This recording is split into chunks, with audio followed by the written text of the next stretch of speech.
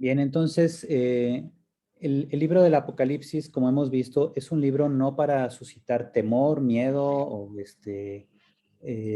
idea del fin del mundo y todo esto, sino es una forma teológica en que el autor, valiéndose de estas conexiones con el Antiguo Testamento y también conexiones claras con la teología juánica, va creando un escenario de confianza en Cristo muerto y resucitado. Ese es el objeto central de su escrito, de este libro, que consiste en hacer entender el valor y el alcance de la muerte y resurrección de Cristo, de la nueva vida que ha surgido a partir de su resurrección y de cómo todo el mundo, o sea, no solo el pueblo hebreo, sino todo el mundo está convocado o es convocado a la salvación. Y es muy interesante porque trasciende, vemos, toda esta mentalidad nacionalista que caracterizaba a muchos judíos de su época y cómo este autor va más allá. O sea, claramente se ve que él es judío, que ha aceptado a Jesús como el Salvador y valiéndose de su fuente cultural, de su matriz cultural, digamos, de ahí ha sacado todo el contenido teológico y simbólico de su obra. Nosotros que vivimos a una gran distancia, tanto temporal como cultural, necesitamos este tipo de cursos que nos permiten ir comprendiendo la cultura y la teología que subyacen en el libro. Uh-huh. Por eso hay muchos conceptos que incluso como católicos manejamos. Hay muchos conceptos que como católicos manejamos, pero que sin embargo requieren siempre una profundización en las raíces de las mismas terminologías que manejamos. Cuando hablamos, por ejemplo, como hemos visto ahora en uno de los temas, el reino de Dios. ¿Qué es el reino de Dios? Fíjense, el concepto reino puede significar muchas cosas para gente de diversa época. Uh-huh. Si se corta mi voz o algo, por favor me dicen, porque aquí en la universidad como que tenemos algunos problemas de conexión de repente. De repente se va la señal del cable o de repente se va la señal del Wi-Fi, porque con las lluvias que ha habido se ha afectado a veces el cableado. No sé. ¿Sí me escuchan todos? Sí, Sí, ¿verdad? sí, Muy bien. padre. Sí, sí. Sí, sí, se Bien. escucha. Sí, padre.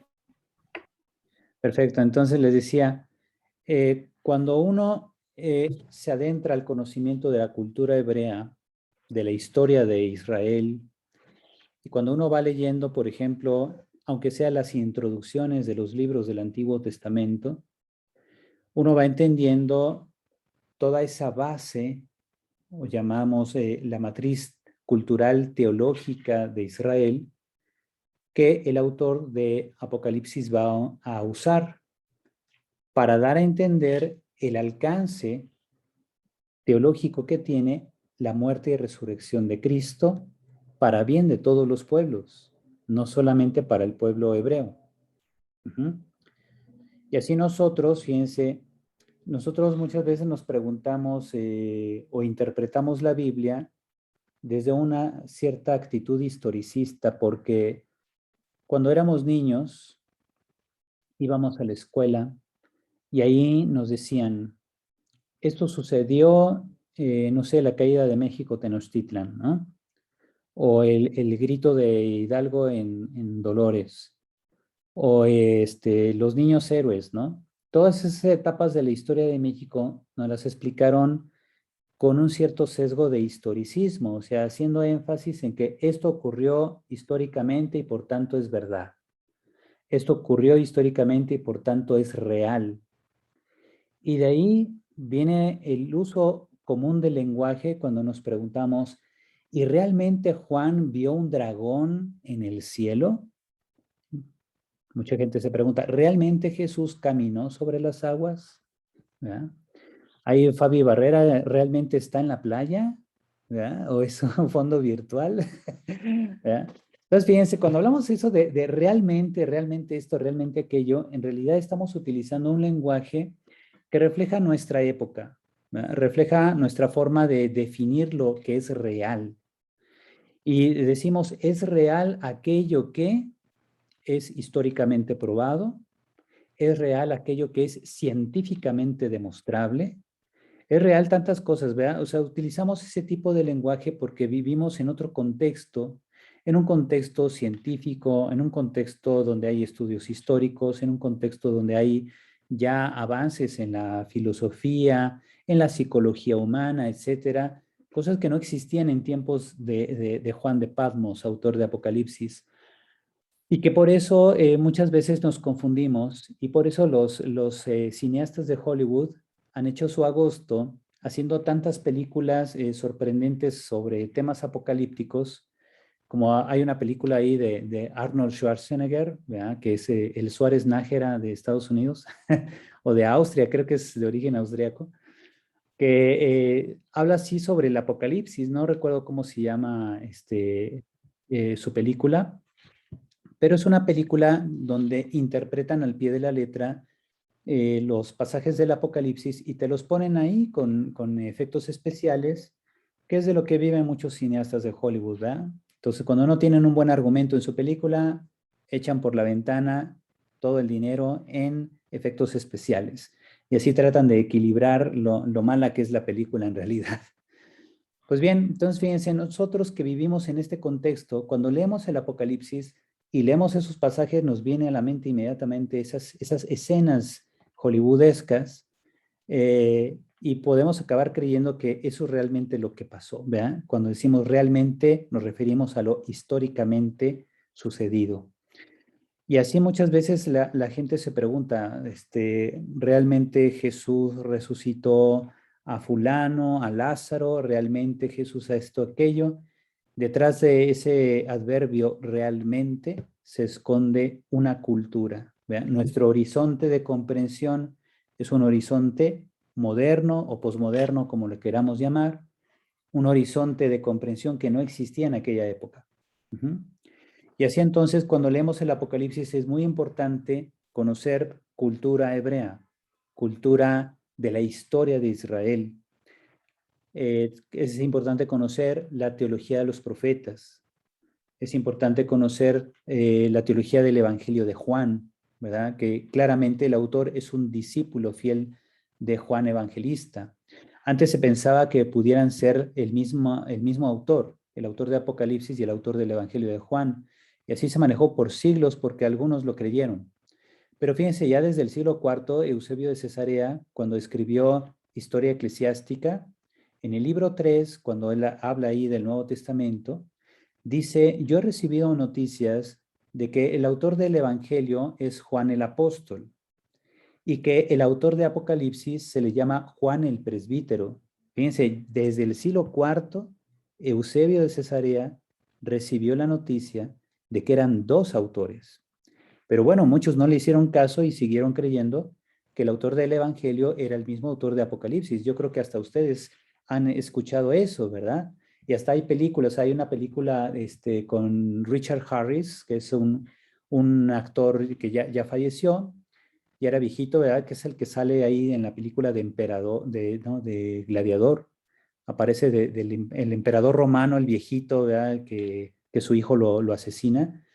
Eh, que sale ahí de Marco Aurelio, el emperador Marco Aurelio, allá por el año 180 de nuestra era. Entonces, Richard Harris aquí en esta película de Apocalipsis aparece como Juan y lo presentan como Juan Evangelista que escribe el Apocalipsis, ¿verdad? Y uno se queda pensando, se me hace que estos señores no estudiaron en la pontificia, ¿verdad? Y por eso acabaron confundiendo. Como hoy que también tenemos la celebración de Santa María Magdalena. Uh-huh. ¿Por cuánto tiempo se pensó que María Magdalena había sido prostituta y que se había convertido y no sé qué? Siglos.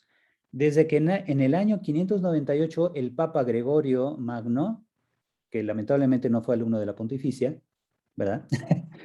Acabó confundiendo varias mujeres.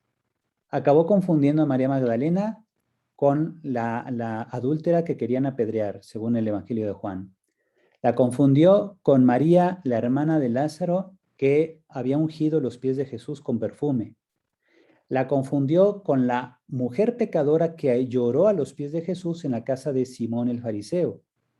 Y entonces, ¿qué hizo? Una mezcolanza, ¿verdad? Confundió a todas estas mujeres y acabó diciendo que todas eran María Magdalena y te quedas, no puede ser. ¿Cuál fue el problema del Papa? Que no tomó el curso de verano con nosotros. Podríamos decir así de broma, pero en el fondo es eso. ¿Eh? Cuando uno no conoce bien o no distingue o no discierne bien, por ejemplo, estilos literarios, el lenguaje, la forma de presentar a un personaje y el por qué María Magdalena finalmente trascendió entre los apóstoles, pues fue precisamente porque ella fue elegida por Cristo para ser la primer testigo de la resurrección. Ujú. ¿Y por qué Cristo la eligió? Pues Dios sabrá. Nosotros no tenemos por qué cuestionar a Cristo, ¿verdad? Simplemente Él decidió eso. Ya después en Egipto, en época ahí de los grupos de los llamados gnósticos, se empezó a manejar la idea de que María Magdalena había tenido ahí una especie de noviazgo, era casi casi la mujer de Jesús, etcétera. Y ya después de ahí para el real, ¿verdad? Se dio una serie de historias fantasiosas en torno a esta relación de María Magdalena y Jesús, que pues son historias, como decimos, muy taquilleras en nuestro tiempo, ¿verdad? Donde ahora todo es ideología de género y que hay que superar ciertos prejuicios religiosos, como eso del celibato y que la vida consagrada y todo eso se pasa ya a segundo término porque ahora las ideologías van por otro lado. Ujú. Entonces, ¿qué pasa cuando se interpreta así el Evangelio? Pues no se entiende, ¿verdad? Yo no puedo utilizar mis categorías actuales para pretender explicar el Evangelio. No sé si alguno de ustedes ya se suscribió a mi canal de YouTube, verá que subí apenas un video donde voy a hablar sobre si Elías fue raptado por un ovni o no, porque ese es un tema que están manejando muchos en la televisión, ¿verdad? Hay una serie que se llama Alienígenas Ancestrales del History Channel, donde dicen continuamente, es que a Elías se lo llevó un ovni, y es que el segundo libro de Reyes, capítulo 2, describe cómo Elías es abducido por una nave que el autor del libro confundió porque no sabía que era un ovni, no sabía que eran extraterrestres los que vinieron por Elías, y entonces se confundió y creyó que era una carroza de Dios. Y tú te quedas así, no es posible, ¿verdad? Entonces, ¿qué es lo que voy a hacer? Pues voy a hacer un pequeño video explicando precisamente elementos literarios, históricos y teológicos que echan por tierra toda esa teoría que es muy taquillera y a la gente que le encanta la fantasía le gusta creer esas cosas, ¿verdad? Entonces, fíjense, por eso es muy importante ubicar siempre de un texto en qué época se redactó, a qué marco cultural pertenece, uh-huh, cuál es la teología que está utilizando el autor.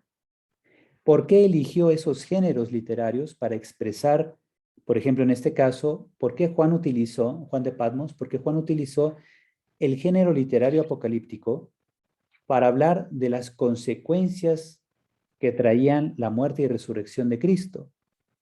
Uh-huh. Juan tomó la decisión que creyó más conveniente para él, dentro de su marco histórico, contexto de persecución, necesidad de ocultar ciertas verdades para que los romanos no siguieran dañando a las comunidades destinatarias del libro, etcétera. Todo esto entra en juego, ¿verdad? Y necesitamos estar atentos siempre de el porqué de las decisiones que toma un agiógrafo. ¿Qué es un agiógrafo? Pues un hombre que está inspirado por Dios para escribir una obra sagrada. En este caso, Juan de Patmos es un agiógrafo. Ajá. Que él recibió formación de la escuela juánica es muy probable, debido a que utiliza muchos elementos de teología juánica, que es un judío converso o que es un judío que ha aceptado en su vida a Jesús como el Mesías, el Señor, prometido desde antaño, desde tiempos antiguos, Moisés, los profetas, los escritos sapienciales, todo eso, sí es muy probable. Eso es lo que podría explicar el por qué utiliza siempre teología del Antiguo Testamento para darle una nueva dimensión. El por qué Juan de Patmos utiliza el Antiguo Testamento como prefiguración y los acontecimientos de Cristo como cumplimiento, es algo que aparece prácticamente en todos los autores del Nuevo Testamento. Es decir, hay una línea de interpretación, una línea hermenéutica. ¿Qué es la hermenéutica? Pues como les decía, la hermenéutica es esta ciencia y arte de interpretación de textos que tiene dos momentos. Uno es establecer los criterios para hacer una recta interpretación del sentido de un texto del pasado en su época, que ya específicamente se convierte en exégesis al momento de hacer el análisis de un pasaje en idioma original, comprendiendo todos los contextos literarios y extraliterarios, ¿verdad? O contextuales que permiten una comprensión del texto. Y por otro lado, la hermenéutica también tiene la tarea de hacer accesible a nosotros, después de miles de años, el sentido de ese texto para nosotros, que es lo que comúnmente hacemos en la lección divina. Ajá. La lectura meditada de la palabra de Dios exige primero la lección, es decir, ¿qué dice el texto? Y después en la meditación ya, ¿qué me dice el texto a mí? ¿Verdad? Ahí entra la parte hermenéutica. Entonces, tanto la hermenéutica como ciencia y arte de interpretación me permite comprender el sentido del texto en sus marcos originales, como el sentido del texto para mí, en qué me orienta, en qué me ilumina, que es lo que vamos a hablar hoy, ¿verdad? Los desafíos que enfrentamos y cómo se iluminan a la luz, por ejemplo, de algunos pasajes del Apocalipsis.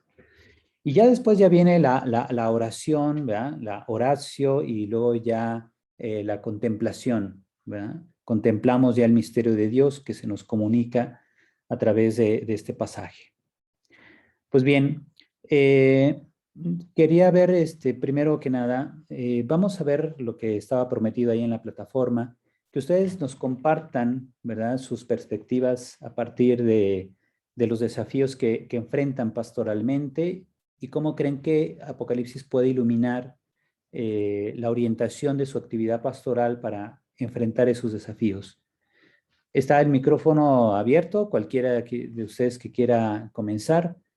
Y si alguien comienza, el que sigue, marca así su manita. Ya ven que hay posibilidad de poner ahí manita alzada para concederle que siga en su participación. Ujú. Nada más no se amontonen.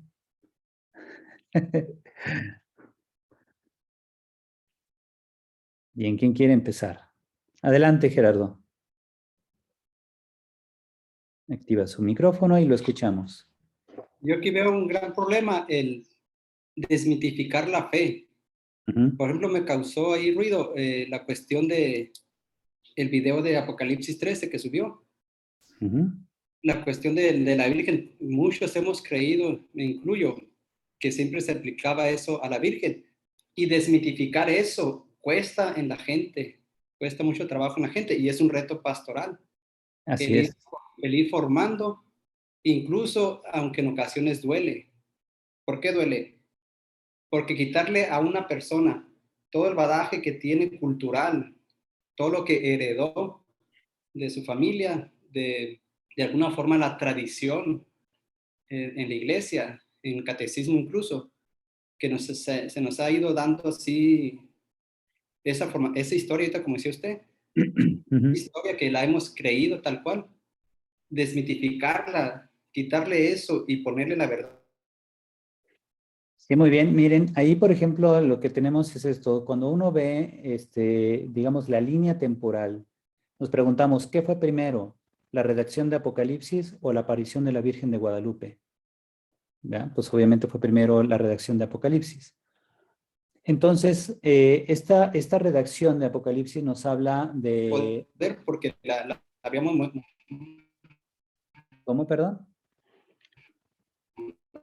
Es que se corta su voz, pero si quiere puede en el chat, puede poner el complemento de su idea porque se corta mucho su voz.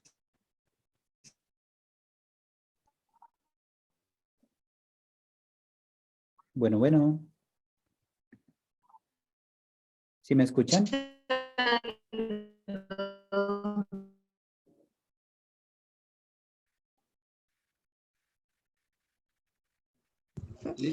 Quedé como administradora, le di yo acceso al padre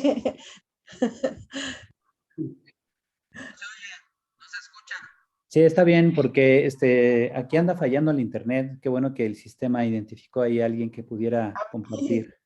Gracias, Ivette. qué raro, muy bien, padre. Muy bien, entonces miren, les decía, a ver, espero que no se pierda otra vez la señal. Cuando hacemos un estudio temporal, ¿verdad? Según la línea temporal, vemos que primero se redactó Apocalipsis y siglos después, incluso más de 1000 años después, apareció la Virgen de Guadalupe. Lo que significa que durante siglos la Iglesia interpretó ese pasaje de Apocalipsis 12 como lo presentan los exegetas de hoy, es decir, que es la imagen de la Iglesia. Es la Iglesia que viene representada en ese momento. Hola. Resolvamos nuestras dudas. Sí, Todos tienen 10, dice. Todos tenemos 10. Bien, pero ya Ivette, entró otra vez, ya entró el padre. bien, miren, voy a entrar también con mi celular.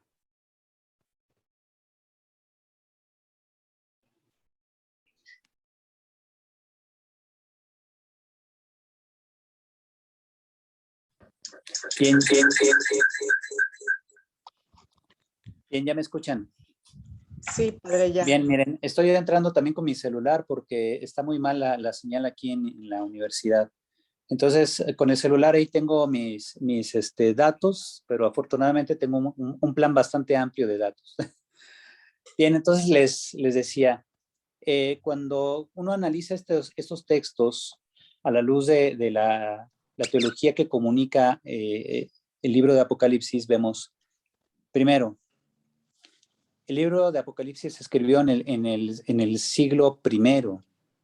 La Virgen de Guadalupe se aparece en el siglo XVI. O sea, hay 15 siglos de distancia prácticamente. Lo que significa que la Iglesia durante todos esos siglos interpretó ese pasaje de Apocalipsis 12 como referente a la Iglesia.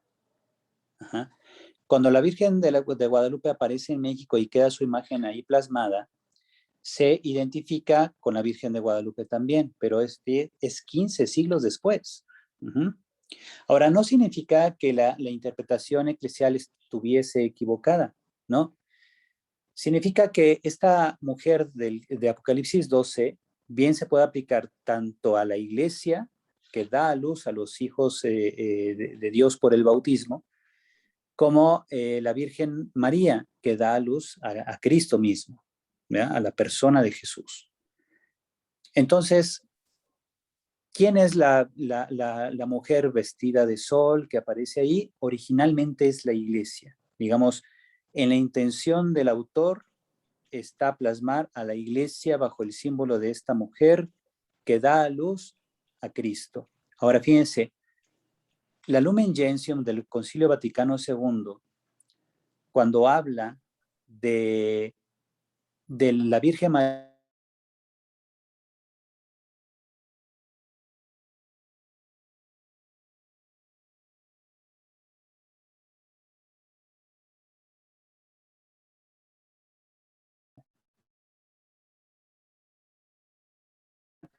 también es,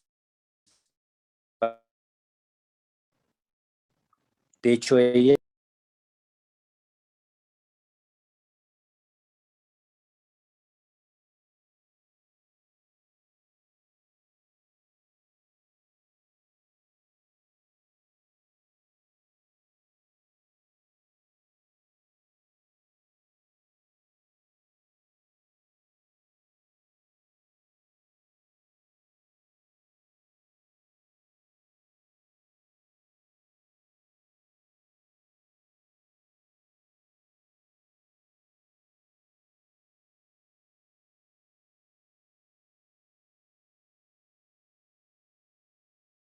significa que tiene muchos significados.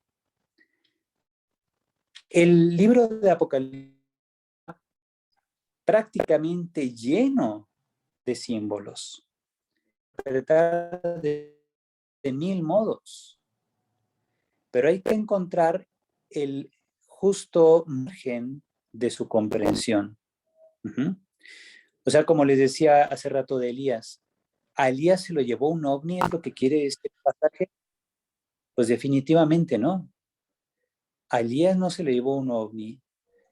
La forma como él narra el rapto de Elías es una forma literaria que el autor de ese libro eligió para decirnos que Dios glorificó a Elías e hizo de Eliseo su sucesor. Pero nosotros pecamos de ingenuos al creer que, como dicen estos señores, vino una nave del cielo y se lo llevó. No, no es eso. Ajá. El autor utilizó una forma de expresión para decirnos, Dios ha glorificado a Elías y ha hecho de Eliseo su sucesor. Y mucho ojo, porque el autor de ese pasaje de Elías, raptado al cielo, vivió siglos después del profeta Elías. Así que él no estuvo ahí. Ajá.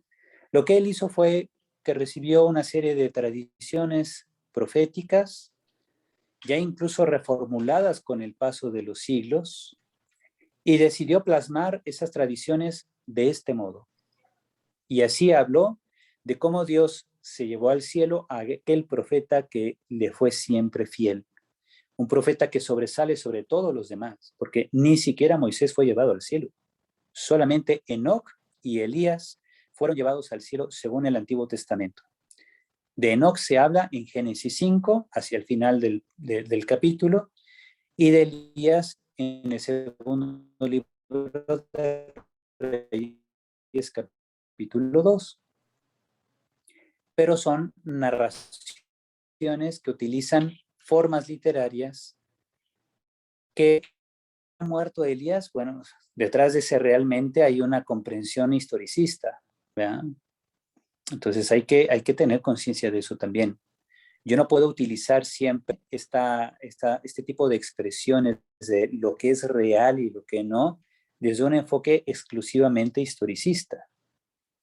Porque es real que Elías fue llevado a la presencia de Dios, sí es real, pero quizá no en el modo como lo narra el texto.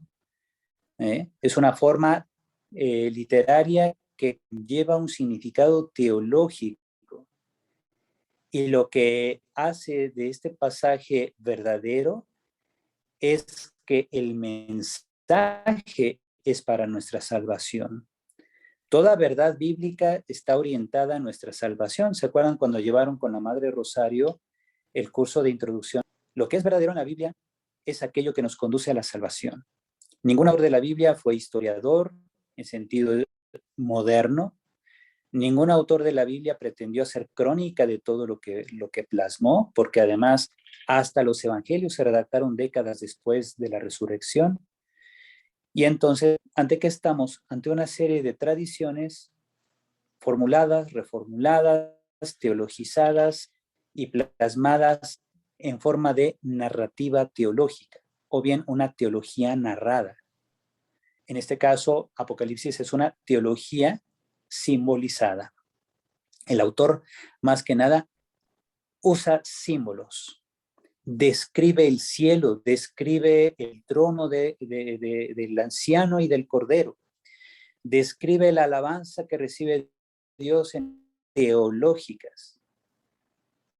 No quiere decir que lo está viendo con sus ojos, sino que lo que él está escribiendo, que se puede interpretar de muchos modos porque es un lenguaje simbólico, no obstante, lo que quiere comunicar sí es una verdad salvífica. Nos quiere decir que todos nosotros estamos convocados, junto con aquellos que ya están en el cielo y en la presencia de Dios, estamos convocados a alabar a Dios en nuestra vida, en este mundo, mientras construimos juntos el reino de Dios. Estamos participando de una liturgia celeste, porque la liturgia no se reserva a la celebración de la misa y los sacramentos. El Papa Benedicto XVI, cuando todavía era el entonces cardenal Ratzinger, él escribió un libro muy bonito que habla sobre la vida como una liturgia. De hecho, creo que le pusieron ese título, la Ediciones Paulinas, la que lo publicó. Muy bonito ese libro, muy interesante porque nos habla precisamente de este elemento. Si vemos nosotros el libro de Apocalipsis de Juan, vemos que es ante todo un libro que a través de un lenguaje litúrgico nos exhorta a que nuestra vida sea una constante adoración de Cristo muerto y resucitado, una constante adoración de Dios Padre. Y todo esto se logra por acción del Espíritu Santo. Es el Espíritu Santo el que nos ayuda a comprender que Jesús es Rey, que Jesús es el Cordero degollado y de pie, es decir, que ha muerto y resucitado por nosotros. Que vino a traer Jesucristo se sigue instaurando a través de nosotros. Todo creyente, todo bautizado está vinculado a Cristo y continúa su misión en la tierra, que es la de construir el reino de Dios, un reino que exige defensa del necesitado, que exige la educación en la fe, que exige el vivir en la verdad. Todos estos elementos, por tanto, son teológicos y nos muestran cómo el objetivo del libro es que cada uno de nosotros haga de su vida un acto de adoración a Cristo muerto y resucitado, que ya ha vencido al mal, ha vencido a la muerte, ha vencido al diablo, ¿verdad? A Satanás, a todo lo que oprime al ser humano. Y que por tanto, solo Dios es Rey. Y esta realeza, esta soberanía de Dios se realiza a través de Jesucristo. Y es de lo que va esta lectura que también les he dejado por ahí del capítulo Lenguaje Denso. Si ustedes se fijan, este capítulo 1 que se llama Reino no de este mundo, sino Reino del mundo, el reino de Cristo, del cuarto evangelio del Apocalipsis, lo que hace el padre Hugo Bani en este libro es que hace un estudio exegético. Por eso utiliza el griego. No es necesario que ustedes sepan griego. Pero si ustedes van leyendo las explicaciones que el padre Bani va dando, aunque sean un poco densas, cuando uno las va leyendo en la medida en que va avanzando en la lectura, va comprendiendo mejor precisamente el alcance teológico que tiene el libro de Apocalipsis. Y ahí vemos cómo no basta ver las conexiones que tiene con el Antiguo Testamento, sino hay que ver el enfoque teológico que le está dando. Está dirigido a gente que, como nosotros, enfrenta desafíos. Bien, pues ya me extendí mucho en el rollo. Yo quisiera ver, bueno, aparte de nuestro hermano, ¿quién más tiene una duda al respecto? Tengo una Adelante. duda, ¿cómo se podría interpretar la revelación que tenía Juan? Bueno, yo vi a la interpretación, a la revelación que ahora mucha gente dice, entonces que se revela muchas cosas, y cómo nosotros lo podríamos interpretar a nuestro tiempo. Sí, mire, ahí habría que ver la función, ¿verdad? ¿Qué función tiene una visión? En el caso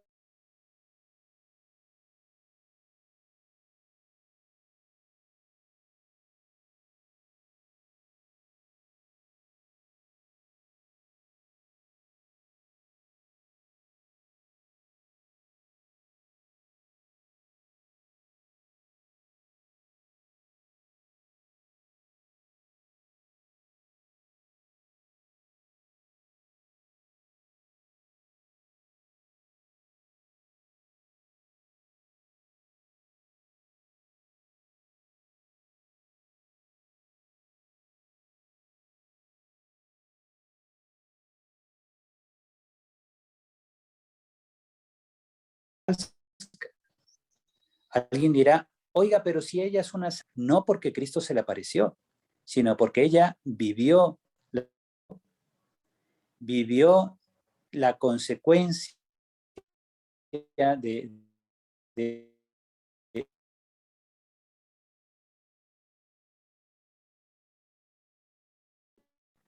no que se le apareciera a Cristo. Lo mismo San Juan Diego, ¿verdad? que hay mucho debate sobre que si realmente se apareció la Virgen o no, ¿verdad? Ojo, San Juan Diego fue canonizado por el estilo de vida que llevó y no tanto porque la Virgen María se le haya aparecido. El mismo Padre Pío de Pietrelcina, ¿ya? El Padre Pío no fue canonizado porque tuviera los estigmas de la pasión, sino por la vida santa que llevó. Y así entonces hay que distinguir siempre, aun cuando un santo como Santa Bernadette estén vinculados a apariciones de Cristo, no fueron canonizados por la vida que llevaron. ¿Sale y vale? Padre. De nada. ¿Alguien más? Nos quedan 20 minutos y un poquito más si quieren. Que la otra videoconferencia es hasta mañana con la hermana Socorro para el otro grupo. Más. Padre, Adelante. ahí se nos, en lo que presenta usted en las diapositivas y en los videos, se habla de que uno de los teólogos, Bani, dice que el primer jinete es Cristo y Picasa dice que es un engaño, ¿no? Del Imperio Romano. ¿Cuál de las dos teorías es más aceptada actualmente? En realidad ninguna de las dos. O sea, llama mucho la atención más bien aquí que Juan de Patmos, autor del libro, no aclara realmente la identidad del primer jinete. Porque ya ven, dicen, es que lleva un arco y la flecha y los romanos no usaban arco y flecha. En aquel entonces los partos siempre se defendieron de los romanos hasta después del 110, me parece que ya es en tiempos de Trajano emperador, que los romanos logran derrotar a los partos y etcétera. Bueno, es puro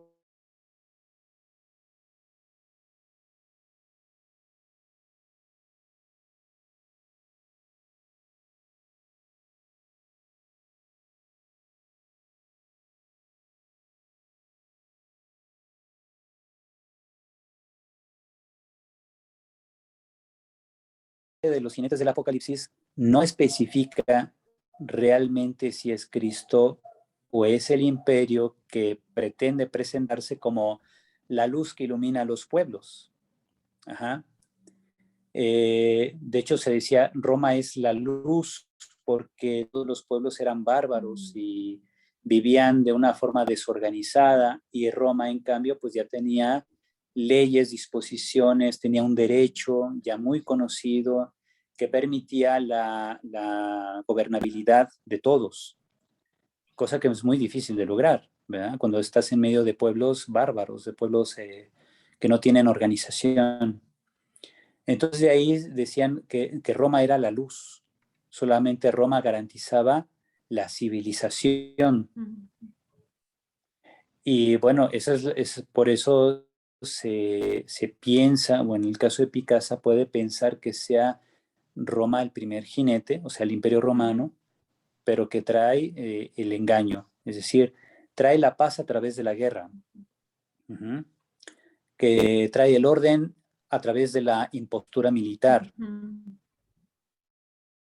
Pues para mí es Cristo. Mucho más, más impacto y es más valorado generalmente en el mundo exegético Hugo Bani que Javier Picasa, porque además Bani dedicó más o menos unos 60 años de su vida al Apocalipsis, que es más o menos el tiempo de vida de Picasa. Sí. Entonces, pues Bani sabe más, ¿verdad? Ciertamente, pero es un tema siempre controvertido. O sea, tanto puede tener razón uno como el otro. A fin de cuentas, el que el autor mismo no lo haya querido aclarar, pues ya nos está diciendo que puede interpretarse de muchos modos. Y siempre queda en eso el misterio, ¿no? Igual, si se fijan, cuando por ahí hablé en los videos del anticristo, ¿ya? ¿Es 666 o 616? ¿Ya? Pues puede ser uno o el otro, ¿verdad? Dependiendo de si el copista Apocalipsis consideraba el nombre Nerón o Nerón César con la N final de Nerón, pues te da 666. Pero si le quitas la N final, que tenía un valor de 50 dentro de la gematría hebrea, o sea, las dos sería simbólica a Nerón. ¿Por qué es simbólica? Porque Nerón ya había muerto. Ajá. Y el emperador era Domiciano, pero todos sabemos por historiadores que Domiciano era considerado Nerón redivivo, es decir, como que Nerón había vuelto a la vida a través de Domiciano. ¿Y por qué?